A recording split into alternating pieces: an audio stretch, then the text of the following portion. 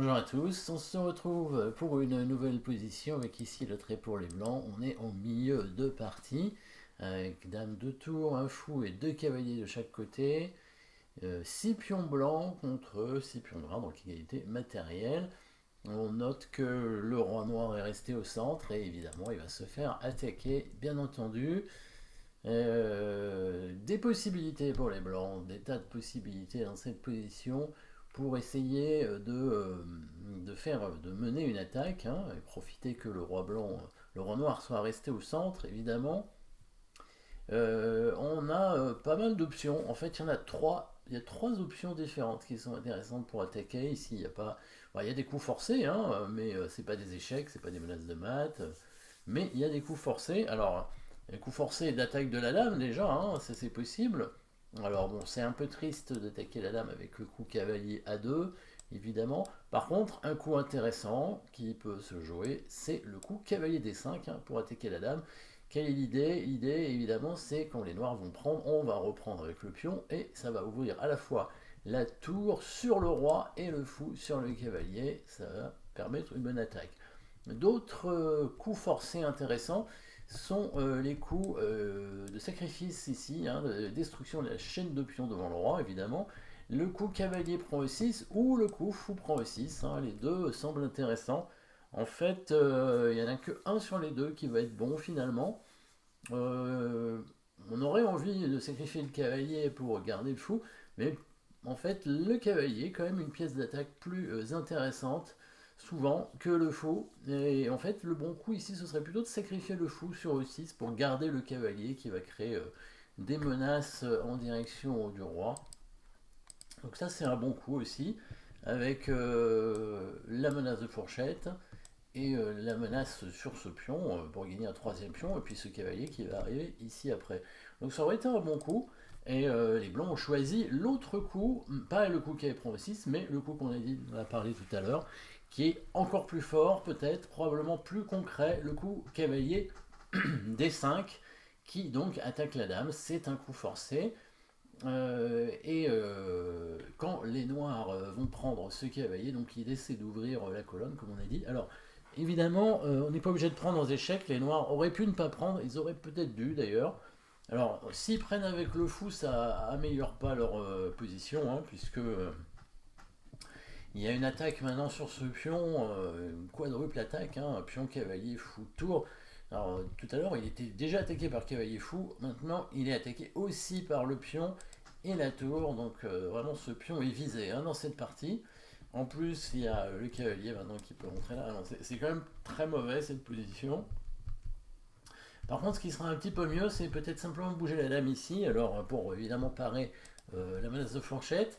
Donc cavalier prend fou, c'est l'idée. Sur le coup, roi prend, les blancs avaient prévu ce sacrifice de cavalier ici avec F5, cavalier F5, et prise sur échec pour récupérer le fou. Donc c'est une double attaque à la découverte, hein, pour récupérer le fou ici.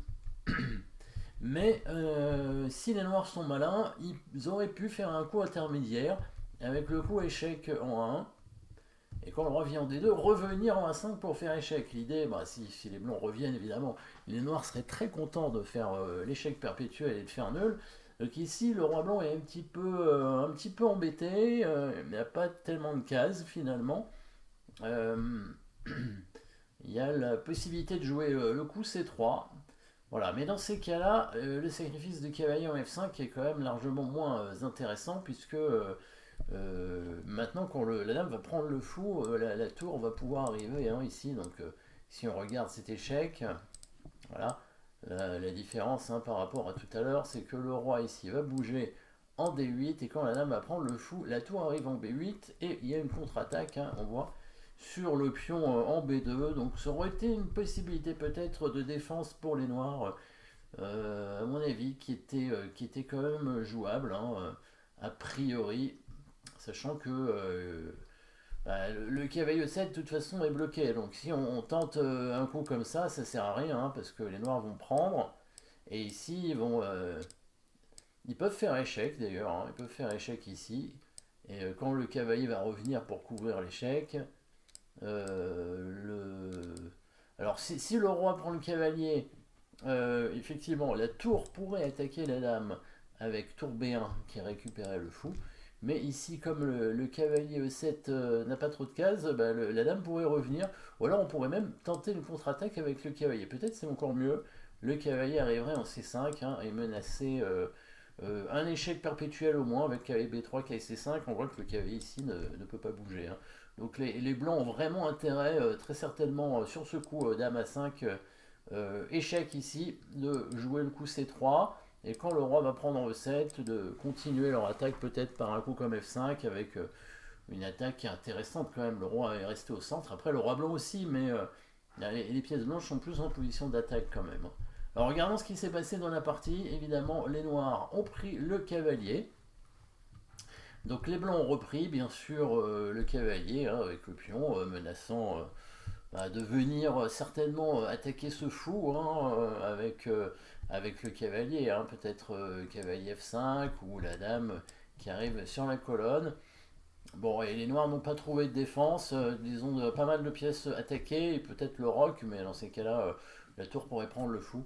Donc il a mis son cavalier là, en se disant peut-être que il pourrait faire une contre-attaque ici, ensuite avec le coup cavalier C4, hein, peut-être c'est ce qu'il a pensé. Euh, Quitte à donner son fou, de toute façon le fou est perdu ici. Mais les blancs vont trouver une façon de gagner plus facilement, plus concrètement qu'un coup comme cavalier F5, hein, qui permet peut-être plus simplement le roc et la partie continue. C'est pareil pour dame E3. Et voilà, c'est là que vous avez trouvé la petite combinaison finale ici qui permettra de gagner tout de suite. Hein. Les noirs ont abandonné rapidement au coup d'après en fait. Hein. Il a joué son coup, il a attendu le coup de l'adversaire et puis il a abandonné. En fait, les blancs vont gagner évidemment du matériel et à l'aide bien sûr d'un sacrifice comme d'habitude, d'un coup forcé. Vous l'avez trouvé, tour prend E7, bien entendu, évidemment là les noirs vont prendre, hein, sinon il y a la tour qui va continuer son trajet en prenant l'autre fou. Et là, la petite pointe que les noirs avaient oubliée, bien entendu, nouveau coup forcé, la dame qui se met en E4 pour faire échec. Et oui, pourquoi en E4? Parce que elle veut se mettre sur la trajectoire de la dame noire pour pouvoir créer une attaque à la découverte avec le cavalier. Là, on voit le roi bouge quelque part, hein, ça change rien. Le cavalier va donner échec en C6 ou en E6, hein, comme il veut. Et ensuite, la dame va prendre la dame, tout simplement. Et là, évidemment, c'est perdu pour les noirs. Donc voilà, petite combinaison ici. Qui commençait quand même par un joli coup de cavalier. Les noirs auraient pu se défendre un peu mieux, mais c'était quand même pas évident pour eux non plus. Hein. La position était difficile. Merci d'avoir suivi cette position. N'oubliez pas de vous abonner et à très bientôt.